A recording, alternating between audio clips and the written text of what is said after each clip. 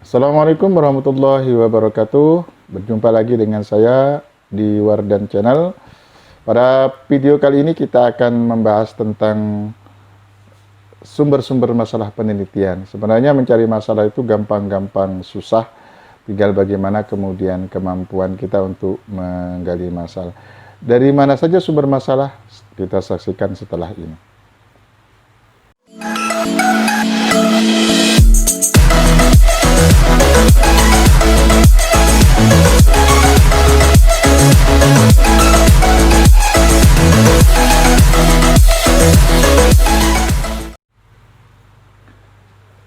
Sumber masalah penelitian itu bisa diperoleh dari mana saja. Tinggal kita sebagai peneliti harus betul-betul pandai menggali sumber-sumber masalah itu.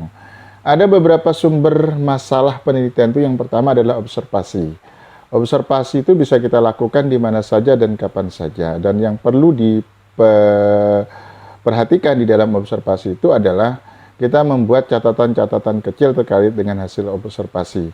Karena apa yang kita lihat atau yang kita saksikan itu nanti akan menjadi sumber masalah di dalam penelitian. Boleh jadi kita ketika melakukan observasi itu menemukan fenomena yang ada di sekeliling kita. Maka fenomena itulah yang kemudian kita catat, kita rekam, dan kita akan jadikan sebagai sumber masalah. Yang kedua adalah sumber masalah itu bisa dari hasil deduksi dari teori. Teori-teori yang kita baca, teori-teori yang kita pelajari, teori-teori yang kemudian kita diskusikan dengan teman sejawat, dengan para dosen, dengan para pakar, itu bisa kemudian menjadi sumber masalah. Karena boleh jadi dari teori-teori yang kita diskusikan tadi, ada problem atau masalah dari teori itu yang bisa kemudian kita angkat menjadi satu sumber masalah dalam penelitian kita selanjutnya. Kemudian yang ketiga, sumber masalah itu adalah kepustakaan atau hasil bacaan. Semakin sering kita membaca, semakin banyak buku yang kita baca, maka tentu akan menambah wawasan kita dalam menemukan permasalahan di dalam penelitian. Karena itu, sering-seringlah kita kemudian membaca buku, membaca majalah, membaca surat kabar, kemudian membaca hasil-hasil riset atau penelitian, yang nantinya hasil bacaan-bacaan itu kemudian kita rekam, kemudian kita catat, kita buat catatan-catatan kecil. Pasti ada dari setiap bacaan itu nanti masalah-masalah yang bisa kita jadikan sebagai objek di dalam penelitian kita. Kemudian yang keempat, sumber masalah dalam penelitian yang keempat itu adalah masalah sosial. Masalah sosial itu kan sangat kompleks sekali. Kita hidup di sekeliling kita terdiri dari berbagai macam suku dan budaya, latar belakang ekonomi, latar belakang agama. Nah, semua itu bisa menjadi sumber masalah kalau kemudian kita sebagai peneliti itu jeli melihat problem yang ada di sosial di tengah masyarakat itu. Karena itu kita sebagai peneliti tentu harus pandai-pandai bergaul di tengah masyarakat. Setiap interaksi yang kita lakukan dengan masyarakat itu sesungguhnya akan menghasilkan berbagai macam fenomena, berbagai macam permasalahan di dalam penelitian yang nantinya bisa kita jadikan sebagai objek garapan dalam penelitian kita. Kemudian yang kelima, sumber masalah yang kelima itu adalah pengalaman pribadi. Kita sebagai personal tentu punya pengalaman kehidupan pribadi kita atau pengalaman-pengalaman waktu kita menempuh pendidikan, pengalaman-pengalaman waktu kita melakukan pekerjaan, pengalaman waktu kita berdiskusi, pengalaman waktu kita rekreasi dan lain sebagainya, itu akan bisa menjadi sumber masalah kita kalau kemudian kita mampu memformulasikan pengalaman-pengalaman itu dalam satu fenomena yang nantinya bisa kita jadikan sumber masalah di dalam penelitian kita ke depannya. Kemudian yang keenam, sumber masalah itu bisa kita dapatkan dari hasil penelitian.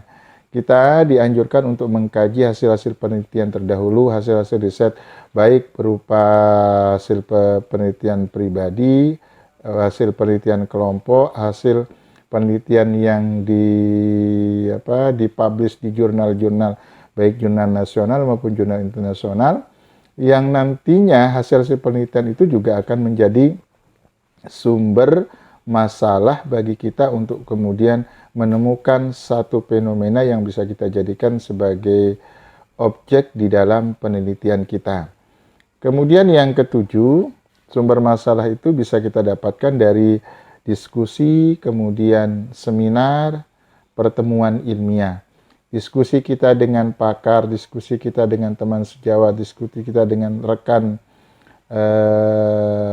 sepekerjaan, diskusi kita dengan orang-orang yang kita anggap memiliki kemampuan lebih dibanding kita, itu juga akan melahirkan satu ide, melahirkan satu fenomena yang nantinya bisa kita jadikan sebagai sumber masalah. Kemudian seminar juga itu akan menghasilkan berbagai macam fenomena tergantung seminar yang kita ikuti. Saran saya kalau misalnya kita ingin menghadiri seminar, disesuaikan dengan background kita, keahlian kita. Kalau keahlian kita adalah manajemen pendidikan, maka tentu ikutilah seminar-seminar tentang bagaimana pengelolaan manajemen pendidikan. Kemudian pertemuan ilmiah bisa simposium, kemudian bisa pertemuan pakar dan lain sebagainya.